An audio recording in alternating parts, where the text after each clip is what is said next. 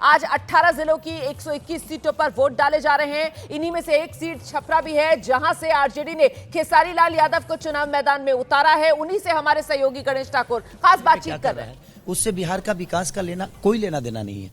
तो मैं चाहता हूं कि बातें हम कम करें और हम अपने बच्चों के भविष्य के लिए क्या बेहतर किए हैं और सरकार ने क्या बेहतर दिया है उस पर चर्चा करें, तो शायद सरकार को भी समझ में आएगा। आज जितने भी प्रशासनिक लोग यहाँ पे हैं, इनका 2004 से पेंशन नहीं मिलता। बताइए कितनी दुख की बात है कि अपने बच्चों को जब रिटायर होंगे तो क्या जवाब देंगे। इनका जब पोस्टिंग होता है तो घर से कम 200 किलोमीटर दूर हो जाता है। ये कम से कम 60 किलोमीटर के अंदर होती तो शायद ये अपने बच्चों से हर दिन मिल भी लेते और अपने बच्चों को बेहतर संस्कार भी दे पाते और शिक्षा भी दे पाते। मेरा आखिरी सवाल आपसे, कल एक नोटिस आपको मिली और चुनाव मतदान के एक दिन पहले ये नोटिस मिली। नहीं, कोई बात नहीं, उस पर बात नहीं करूंगा क्योंकि मैंने खून पसीना से उस घर को बनाया है, दिनों रात मेहनत करके बनाया है, बहुत पैसे लगे हैं उस घर में। अब भगवान को मंजूर जो होगा वही होगा, क्योंकि बिना हरी कृपा तीर न डोले। उनके बिना कृपा के एक पत्ता तक नहीं हिलता है। तो खेसारी लाल यादव तो एक मामूली सा छोटा सा इंसान है और इस स्कूल में पढ़ा हूँ, मुझे खुशी हो रही है। आज इस स्कूल में मैं 8वीं तक पढ़ा हूँ।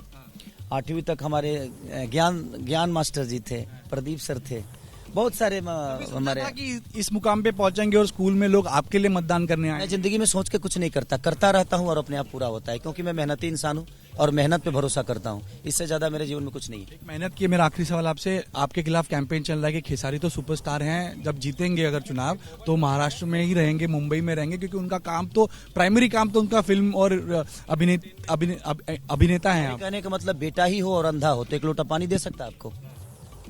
10 साल से छपरा में सीएन गुप्ता चाचा विधायक थे और नाला और वहाँ के जल जमाव की स्थिति अब जाकर देख लीजिए।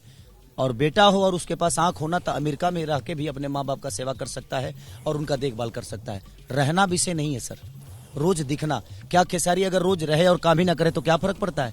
हमारा काम बोलता है और हम काम करके दुनिया को बताएंगे कि हम क्या हैं। हम ये नहीं कि हम रह के अच्छे बताइए। यहाँ पे तो बहुत सारे लोग हैं माँ बाप के साथ नहीं रखते हैं, वृद्धाश्रम भेज देते हैं, तो उस बेटे का क्या मतलब है।